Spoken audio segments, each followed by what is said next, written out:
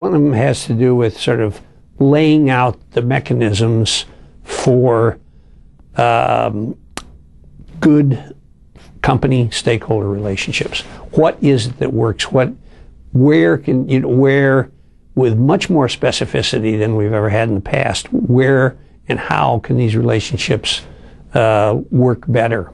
In other words, if you've got a relationship where the two sides, the stakeholder and the firm, are committed to working together, working to call it joint value creation, where they're looking out for themselves but also for their partners. Where can they expect to find improved operations, or in economic parlance, efficiencies? And we've got a project well along that focuses on that. What can they do? Where does it happen? Okay, that's one element. A second one is, and this is kind of an agenda as opposed to a project, but there's a specific project that's coming out of it, and that is, I think that one of the things that stakeholder theorists have to do to supplant, to replace the stockholder model, is to come up with a better model.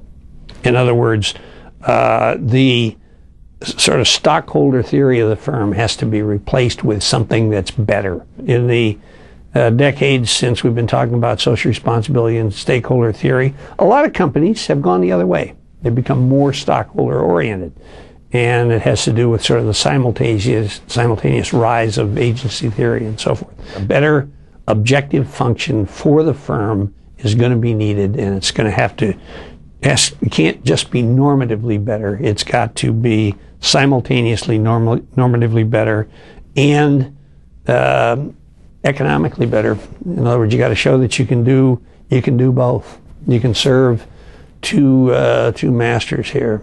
And one of the projects here that we've got going is sort of a careful, a more elaborate trashing of the stockholder model.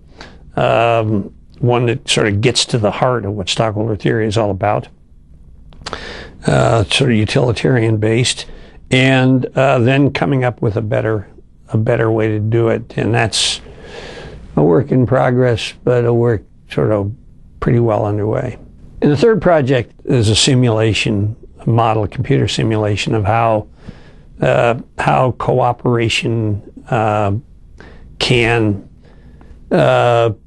affect social systems, how it grows, can grow in systems where you've got cooperation and people who cooperate and people who cheat, how cooperation can grow, the circumstances under which it can grow, and when cooperation thrives, so do economies. And one of the things that's interesting about this simulation project is that we've had the ideas and had the things that we wanted to look at through a simulation model firmly in place for some time. In fact, this project goes way back. It's several iterations ago, but we suddenly found a guy who is an excellent simulation modeler, and he came up with a simulation program that allows us to do some really truly outstanding things, great visual effects, movies, but also to understand what's going on within the model and how this evolutionary process takes place. We didn't know it, but we had some bugs in our earlier program, which he fixed, and now the thing is amazingly promising. I think it's just a stunningly interesting thing. It's probably, since it's computer-based and since it's a fairly sophisticated simulation, my guess is its academic audience is going to be relatively small, but it's a fascinating project. So those are the three most evolved projects that I've got going now. I've got another one going with entrepreneurship doctoral student, where we're bringing sort of insights from stakeholder theory to bear on the entrepreneurial process. And this is something I know that's been going on at Darden for some time, sort of entrepreneurship and